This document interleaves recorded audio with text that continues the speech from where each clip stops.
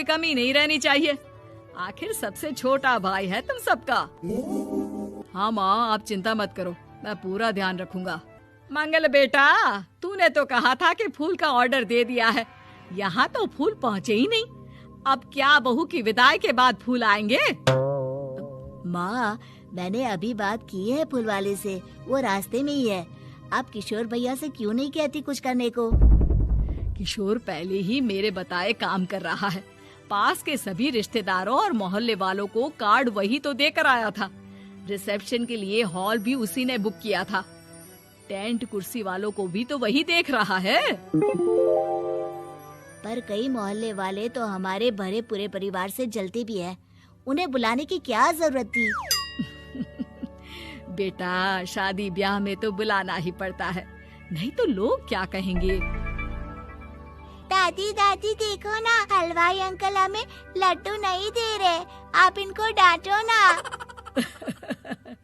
अरे चैन सुख दे देना बच्चों को लड्डू, क्यों तंग कर रहा है इन्हें? बीबी जी, मैं कहाँ मना कर रहा हूँ, लेकिन लड्डू बनते ही ये बच्चे उठा उठा कर खा लेते हैं। अरे मैं तो इन्हें थाल में रख के परोस भी नहीं पा रहा। भागो, अब कोल्ड ड्रिंक पीने चलते हैं। भागो भागो, अब कोल्ड ड्रिंक पीने चलते हैं। जैसे कि आप देख रहे हैं, आज इस घर के सबसे छोटे बेटे अक्षय की शादी है। घर में बहुत चहल पहल है। कुलभूषण की बीवी कमला को फुर्सत ही नहीं है कामों से, लेकिन कुलभूषण और घर के बाकी लोग कहाँ हैं? आइए देखते हैं। अजी, आप यहाँ आराम से बैठकर गाने सुन रहे हो और घर में अभी तक इतने काम बचे हैं करने को। अरे भाई, मेरे सबसे छोटे बेटे की शादी है, इसके बाद तो मैं अब चिंता मुक्त हो ही जाऊंगा। और फिर घर में तुम हो, बेटे बहुएं हैं, तुम लोगों के होते हुए मैं क्यों काम करूं? मैं तो शान से बेटे की शादी में जाऊंगा तैयार होकर। अरे ठीक है, अब आप आराम ही कीजिए। एक बार अभिषेक की बीवी आ जाए, फिर मैं भी आराम करूंगी और मेरी चारों बहुएं पूरे घर की जिम्मेदारियां संभाल लेगी। इतना कहकर कमला वापस अपने काम में लग जाती है। बेटा भी, तू अब तक तैयार नहीं हुआ? किससे बात कर रहा है फोन पर? तैयार कैसे हूँ? सैलून जाने से तो आपने मना किया है, क्योंकि मुझे हल्दी लग चुकी है। भाभीयों को देखो, सुबह से पार्लर में है। अक्षय की शादी हो जाती है और नंदिता बहू बनकर घर आ जाती है, लेकिन इस घर की खुशियों को मानो किसी की नजर लग गई थी। नंदिता के आने के बाद आए दिन घर की शांति भंग होती रहती। अपने माँ बाप की इकलौती बेटी को इतने बड़े परिवार की जिम्मेदारियां कहाँ संभालनी थी। अभी देखो ना, मेरे हाथों की मेहंदी भी अभी नहीं उतरी है और तुम्हारी मम्मी ने मुझे घर के कामों में लगा दिया। मैंने सोचा था कि घर की सबसे छोटी बहू होने के कारण मुझे सब पलकों पर बिठा के रखेंगे, पर यहाँ तो पलक झपकने की भी फुर्सत नहीं मिलती। देखो नंदू, शादी के पहले ही मेरे घर वालों ने तुम्हें और तुम्हारे पेरेंट्स को बता दिया था कि मैं जॉइंट फैमिली में रहता हूँ, तो फिर अब ये शिकायत क्यों? और फिर तुमसे पहले मेरी भाभी भी तो आई थी शादी करके, उन्होंने तो कभी कुछ नहीं कहा।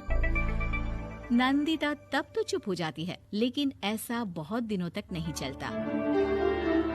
अरे नंदिता, माँ बाबूजी की दवाई का टाइम हो गया है, उन्हें दवाई दिलाओ और उसके बाद सबके लिए नाश्ता बना देना।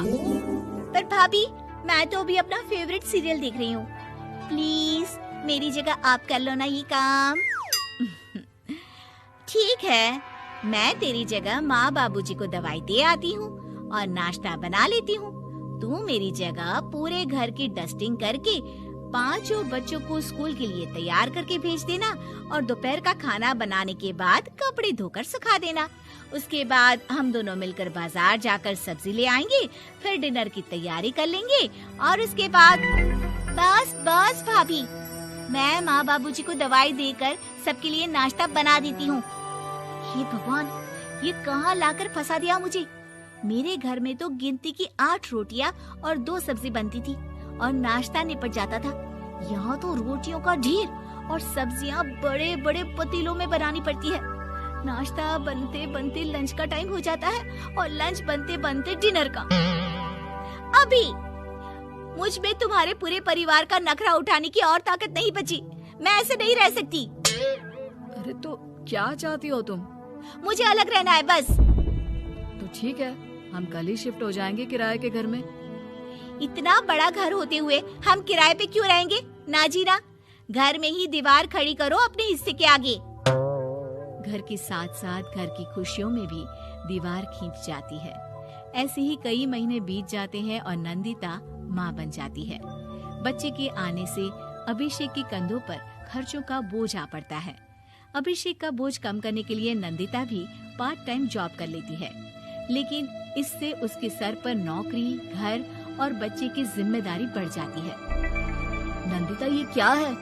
तुमने घर भी ठीक से साफ नहीं किया, ना ही मेरे कपड़े धुले हैं। चिंटू के बाल भी कटवाने जाना था, देखो उसके बाल कितने बढ़ गए हैं। अरे करती क्या हो पूरा दिन तुम? मैं करती क्या हूँ?